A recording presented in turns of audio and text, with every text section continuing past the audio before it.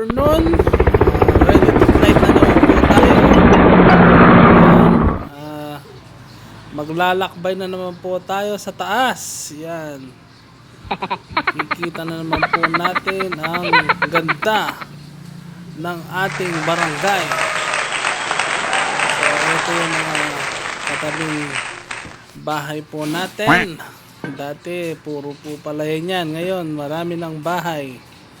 Yan. Ginagawa mo. Yan po ang paggawaan ng hollow A block. few moments later. Yan.